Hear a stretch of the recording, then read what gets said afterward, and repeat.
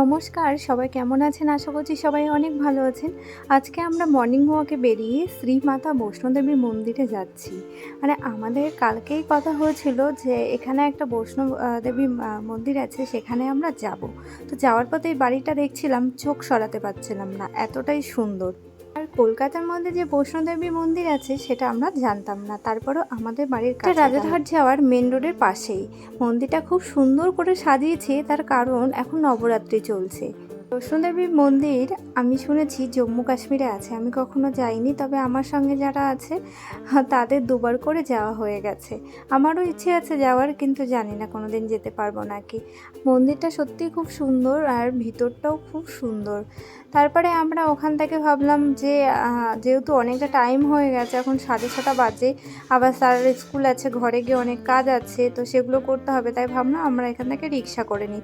অনেকটাই হেঁটে এসেছি, মানে কত কিলোমিটার সেটা ঠিক বলতে পারছি না, তবে অনেকটাই টাইম লাগবে হেঁটে গেলে। হেঁটে যেতে পারবো কিন্তু সময় লাগবে, তাই আমরা রিক্সা করে যাচ্ছি।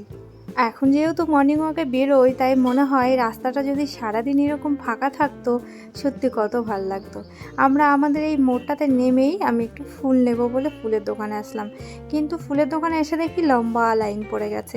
তাই এত সময় তো নেই, তাই ভাবলাম বাড়িতে গিয়ে কাজবাজ করি, তারপরে শেখর এসে ফুল নিয়ে যাবে। তারপরে আর ফুল নিইনি, তাহলে অনেকটা সময় এখানে আমার নষ্ট হবে, কারণ অনেক কাজ পড়ে আছে। বাড়িতে এসে এই যে বাসনগুলো ধুয়ে নেবো। এখন আমি রাত্রেবেলা করে ধুয়ে নিতাম, কিন্তু এখন আর রাত্রেবেলা ধুচ্ছি না। এখন যত তাড়াতাড়ি রাত্রে শুতে পারি, শুয়ে আমি যেহেতু সকাল সকাল উঠছি, তো আমার হাতে টাইম থাকছে এইসব ধরনের কাজ করার জন্য, তাই রাত্রেবেলাটা টাইম নষ্ট করি না। এই যে সমস্ত বাসন মাজা হলো আমার, ঘরটা ঝাড় দিয়ে নিয়েছি, এবার একটু ফ্রেশ হয়ে নিই।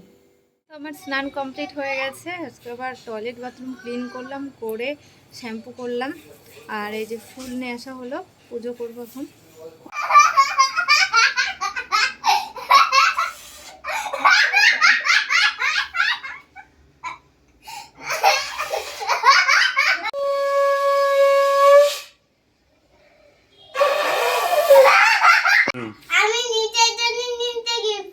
Very good, very good. তো এখন বাজে 9:17, আমার ভাত বসানো হয়ে গেছে। ভাত আর লাউ দিয়ে মসুর ডাল, ওটা আমি প্রেসার কুকারে বসালাম। লাউয়ের অবস্থা তো খুব ভালো নেই, মানে ও এমনি বসালে সেদ্ধ হবে না ঠিক করে, ওই জন্য প্রেসারে বসিয়ে দিয়েছি। মানে একটা শসা, এই যা পড়িস, শসা, টমেটো আর পেঁয়াজ নিয়েছি। এটা আরিয়ানের মা দিয়ে গেল ঘুগনিটা, এটা দিয়ে মুড়ি মাখাবো, চানাচুর আছে। আমার ঘুগনি দিয়ে মুড়ি মাখা হয়ে গেছে। এটা যা টেস্ট হয় না খেতে, খুব সুন্দর হয়। যদি না খেয়ে থাকো তাহলে ট্রাই করো একবার। তো এখন যদি 1:30, সারাকে নিয়ে এলাম এইমাত্র, আসলাম একটু আগেই। এবার ওকে স্নান করাবো। আমার তো সব কিছু হয়ে গেছে, শুধু খাওয়া দাওয়া করে বাসনগুলো ধোয়ার বাকি আছে, তারপরে আবার ঘুম দেবো। আর তার আগে আমি তো কাজ করে একটু 1 ঘন্টা ঘুমিয়ে নিয়েছিলাম। যাই ওর করি কাজগুলো। হ্যালো, এখন হচ্ছে সন্ধ্যা 7:30 বাজে, আর আমি প্রজেক্ট করছি আমার ক্লাসের। অনেকটা মানে বাকি আছে এখনো, সবে শুরু করেছি।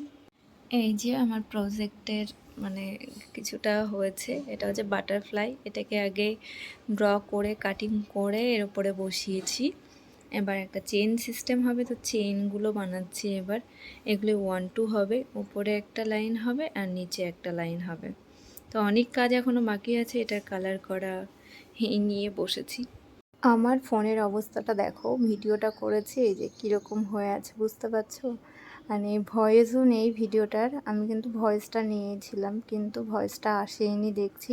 আর তারপরে ওই যে কেমন মানে কেটে কেটে যেন আসছে এরকম মনে হচ্ছে। সারা অনেক কথা বলছিল, তো সেগুলো হয়ে গেল মিস একদম। কি আর করা যাবে, ফোনটার মানে চারিদিক থেকে প্রবলেম চলছে এখন। ওই যে ফোনটা ভেঙে গেল, ডিসপ্লে আউট হয়ে গেছিলো, ব্ল্যাক আউট হয়ে গেছিলো, সেই থেকে ফোনের সেন্সারটাও মানে একদম নষ্ট হয়ে গেছে। তো ঠিকঠাকভাবে কাজ করছে না, খুব প্রবলেম হচ্ছে। একটা ফোন নেওয়ার খুব দরকার, কিন্তু নিতে পারছি না এই মুহূর্তে, কারণ একটা ফোনের এখন প্রচুর দাম, যে কারণে নিতেও পারছি না।